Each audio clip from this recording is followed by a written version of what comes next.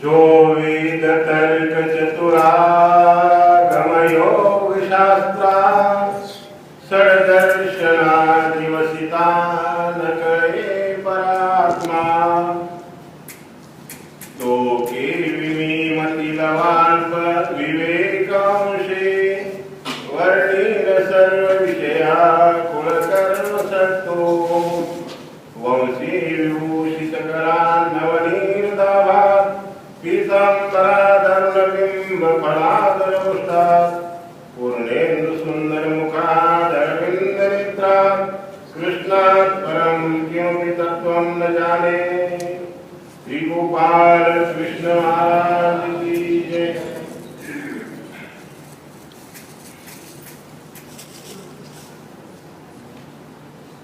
हम जो जीवन जी रहे हैं उसमें सबसे एक लफ्ज हमारे सामने हमेशा तैरता रहता है और दुनिया के लिए सब लोगों ने यही एक नाम दिया है कि दुनिया स्वार्थी है और हम भी स्वार्थ को लेकर दिन रात चले रहते हैं। स्वार्थ शब्द सामने रखकर ही हमारी गति दिन रात चल रही है, उम्र उसी में बीत रही है और फिर पता भी नहीं लगता स्वार्थ कितना साथ लिया और कितना गंवा लिया। अब दुनिया तो स्वार्थी है, दुनिया बनाने वाला भी कई माने में कई अर्थों में वो भी स्वार्थी है ऐसा लगता है।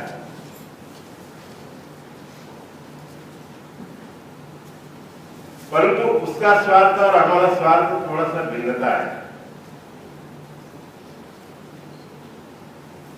जिस स्वार्थ में परमार्थ हो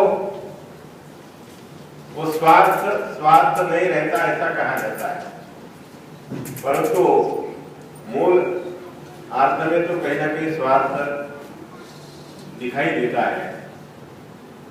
भगवान अवतरित होते हैं तो जीवन से कुछ लेते हैं तभी देते हैं, बिना लिए भगवान देने के लिए तैयार नहीं होते ऐसा उनके चरित्रों को देखकर पता लगता है। चाहे आप श्रीमद् भागवत पढ़े चाहे लीला चरित्र पढ़े तो उसमें ये सब बातें कहीं ना कहीं निहित है कि कुछ भगवान ने दिया है तो फिर दिया है। अब जब देना है तो फिर वहां स्वार्थ की परिभाषा थोड़ी बहुत तो चिपक ही जाती है और इसलिए इस अर्थ में भगवान को स्वार्थी कहा जाए तो कोई गलत नहीं होगा ऐसा मेरा कहना है। इस अर्थ में जीवों के भले के लिए भगवान स्वार्थी बन जाते हैं क्योंकि उसके बगैर जीवों का भला होगा ही नहीं। ये नियम है, ये पत्थर की लकीर है। लिए बगैर कुछ देना और मुफ्त में मिला हुआ उसका कोई अर्थ भी जीव नहीं समझता। जो मुफ्त में मिल जाता है बिना कुछ कष्ट से तो उसका कोई हमें कोई महत्व नहीं लगता, मूल्य नहीं लगता और इसलिए भगवान देते हैं तो कुछ लेने का ही प्रावधान रखते हैं। महाभारत में कई प्रसंगों में ऐसा आया है। पांडव वनवास में थे, सबको मालूम है कि उनकी परीक्षा लेने के लिए दुर्योधन ने दुर्वासा को भेजा और सब उनके सेवी मंडली शिष्य मंडली दरवाजे पर गई तो हमें भूख लगी, भोजन चाहिए, जबकि उनका भोजन का समय समाप्त हो चुका था। जो उनको सूर्य की तरफ से थाली मिली थी उस थाली से भोजन उन्हें प्राप्त कर लिया था और अब थाली धोकर ही रखी थी और उतने में वो लोग दरवाजे पर खड़े हो गए और हमें भोजन खिलाइए, हमें भूख लगी है ऐसा सवाल उन्होंने किया। तो द्रौपदी हड़बड़ा गई और फिर उसने जब संकट एकदम एकाएक सिर पर खड़े हो जाता है तो भगवान याद आते हैं और उस समय भगवान को याद किया कि भगवान आप ही मेरी लाज लगा सकते हैं क्योंकि अब ये तो शाप देकर ही जाएंगे। और भगवान ने उनकी बात सुनी, भक्तों की बात भगवान सुनते ही है। और द्रौपदी के मन में आया कि इनको स्नान के लिए भेज दें, तब तक मैं तैयारी करती हूँ, ऐसा उनको कहा और उनको स्नान के लिए भेजा, जाइए आप नहा होकर आइए और तब तक मैं सब व्यवस्था करती हूँ भोजन की। तो वो चले गए और भगवान जी आए हैं। भगवान जी आने के बाद जो दुर्वासा ने सवाल किया था कि हम भूखे, हमें भोजन चाहिए, तो भगवान जी ने वही शब्दों को दोहराया कि मैं भूखा हूँ, मुझे भोजन चाहिए। अब ये भूखे को टाल दिया तो अभी चराचर विश्व के पास ये भूखे आए हैं, तो इनको कैसे टाले? तो मैंने कहा भगवान जी इसके लिए तो मैंने आपको बुलाया है, भूख की क्षमता के लिए आपको बुलाया, आप खुद कह रहे हैं कि मैं भूखा हूँ।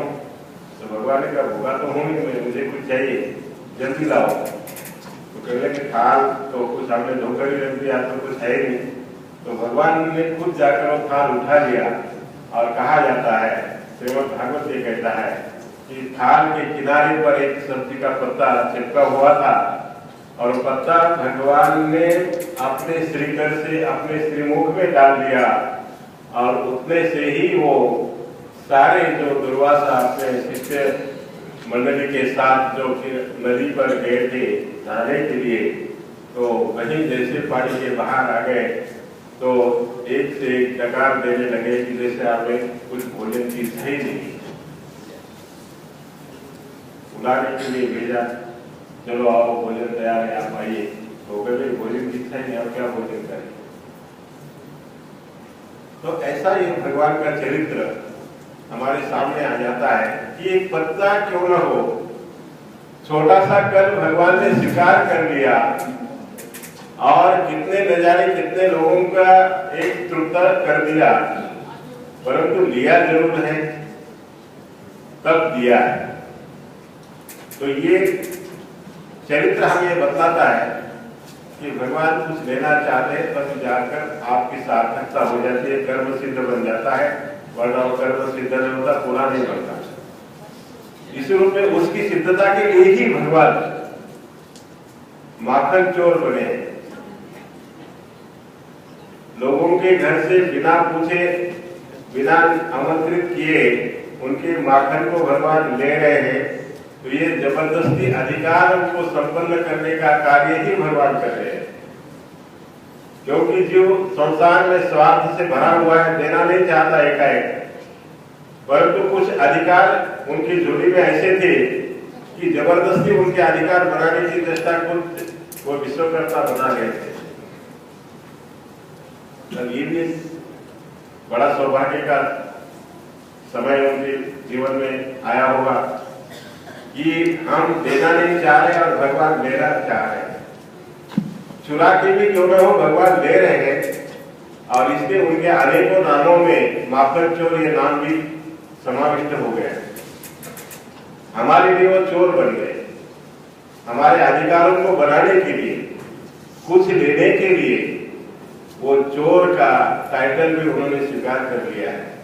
ये उनकी हमारे जीवों के प्रति दयालुता है। और जब हम मन से श्री कृष्णार्पण करते तो तब तो भगवान कितने तृप्त होते होंगे, ये कहने की बात। जब आप मन से एक दान कर रहे हो, संकल्प ला रहे हैं, संत महात्माओं को बुला रहे हैं, अन्नदान कर रहे हैं, तो वो क्रिया कितनी बड़ी होती होगी इसका अंदाजा आप लगाइए।